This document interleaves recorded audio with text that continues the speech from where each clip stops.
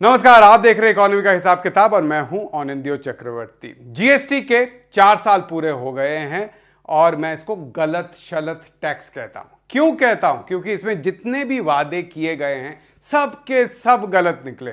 सबसे पहला वादा हमको से क्या किया गया था? हमें बताया गया था कि जीएसटी लागू होते ही हमारे देश की जो आर्थिक विकास दर है उसमें 2% का इजाफा हो जाएगा। यानी कि अगर आर्थिक विकास दर 8% है तो जीएसटी के बाद वो 10% हो गया जाएगा। लेकिन हुआ क्या?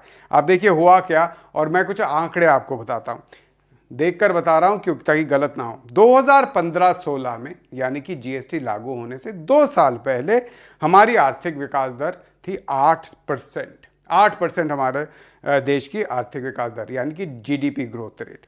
2016-17 में बिल्कुल जीएसटी लागू होने के कुछ दिन पहले, कुछ महीनों पहले आर्थिक विकास दर बढ़ गया, 8.3% के आसपास पहुंच गया। यानी कि जीएसटी लागू होने के बाद, चलिए एक साल छोड़ दीजिए, एक साल के बाद कम से कम 10% जाना चाहिए, 10.5% पे जाना चाहिए, 10% पे तो जाना ही चाहिए था।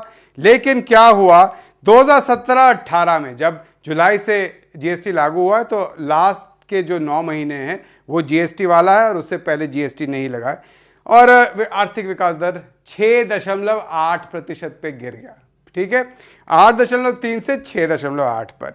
2018-19 2 साल अब लग गए हैं।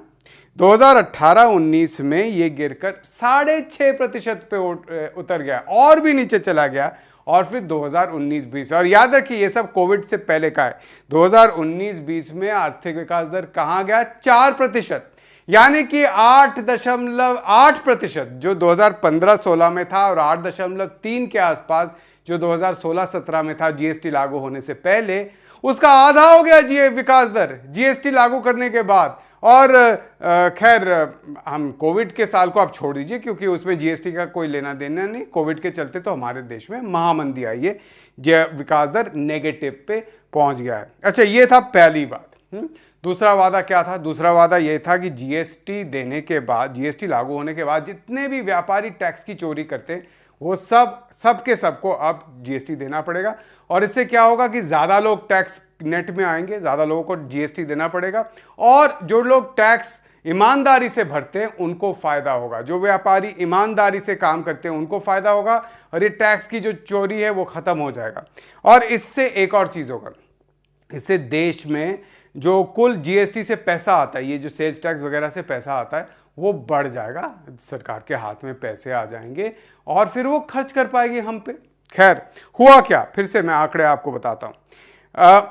2018-19 याद रखिएगा, 2017 के जुलाई में ये जीएसटी लागू हुआ, तो 18-19 पहला साल है जब पूरा का पूरा जीएसटी। बजट में कहा गया कि कितना जीएसटी का कलेक्शन होगा, क्योंकि इसी के बेसिस पे कहा जा रहा है कि जीएसटी अच्छा है। बजट में हमें बताया गया कि जीएसटी का कुल कलेक्शन होगा लगभग 7,44 करोड़ रुपए के आसपास। ठीक है, और ये उस वक्त जो समझा जा रहा था जीडीपी होगा उसका 4%, यानी कि जीएसटी जीडीपी का 4% के आसपास सरकार को मिलेगा।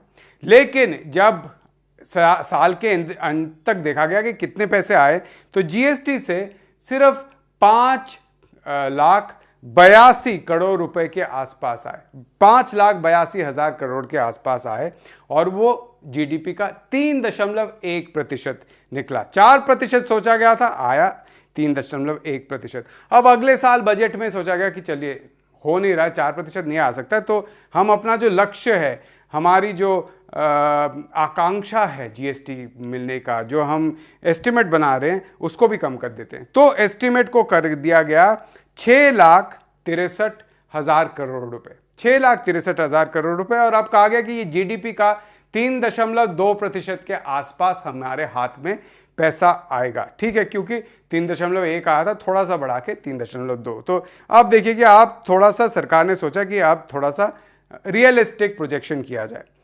आया कितना?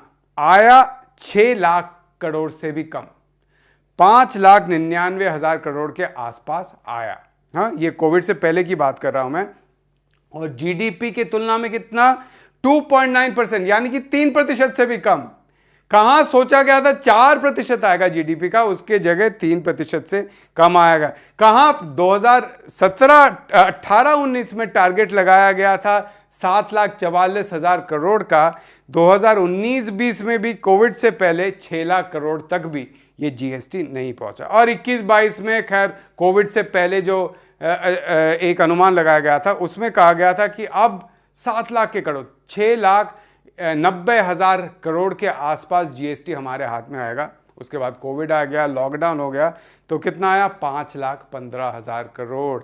और उसमें भी 3.1% जीडीपी का अनुमान लगाया गया था और कोविड के चलते वो 2.6% पर गिर गया। तो आप देखिए कि जो भी कहा गया था कि इससे सरकार के हाथ में ज्यादा टैक्स आएगा, ज्यादा लोग टैक्स देंगे और इतना अनुमान से हमारे पास टैक्स आएगा कि हम राज्यों को बहुत सारा टैक्स बांट देंगे, ये सब कुछ नहीं हुआ, लगातार ये गिरता रहा। खैर ये तो हुए आंकड़ों की बात है, ठीक है, आंकड़े एक तरफ है, आंकड़ों से साफ है कि जीएसटी फेलियर है।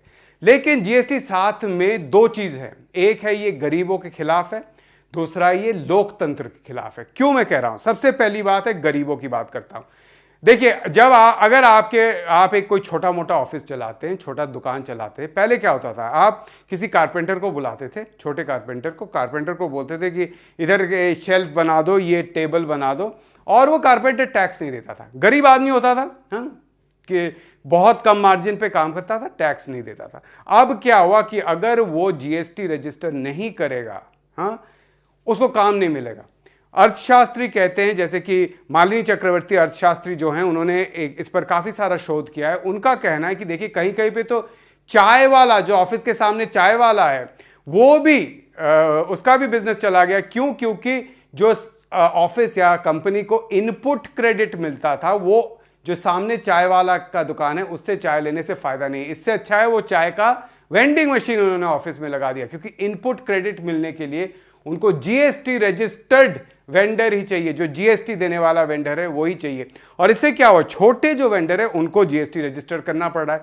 उनका थ्रेशोल्ड जीएसटी लिमिट से कम भी हो तो भी काम मिलने के लिए उनको जीएसटी रजिस्टर करना पड़ रहा है। अगर वो नहीं करते हैं तो क्या हो रहा है, उनको और भी डिस्काउंट, और भी रिबेट देना पड़ रहा है, क्योंकि जो खरीद रहा है बड़ा कंपनी, वो कह रहा है कि देखिए आपका जीएसटी रजिस्ट्रेशन नहीं है, जीएसटी का इनपुट क्रेडिट मुझे नहीं मिलेगा, तो सस्ते में दोगे तो मैं दे सकता हूं। इसलिए जो इतने भी छोटी कंपनियां हैं, जीएसटी आने के बाद उनका एक तरीके से बहुत बुरा हाल हुआ है। और इससे क्या हुआ है कि हम जानते हैं अनऑर्गेनाइज सेक्टर जिसको कहते हैं, छोटे उद्योग जो हैं, वहां पर 80% से ज्यादा हमारे देश के लोग काम करते हैं, इनके काम चले गए हैं। और जो ऑर्गेनाइज सेक्टर है, बड़ी कंपनियां हैं, उनको फायदा हुआ है, मार्केट शेयर उनके अंडर आ गया है। इसलिए जीएसटी से जो इनइक्वालिटी है, असमानता है, वो बढ़ी है।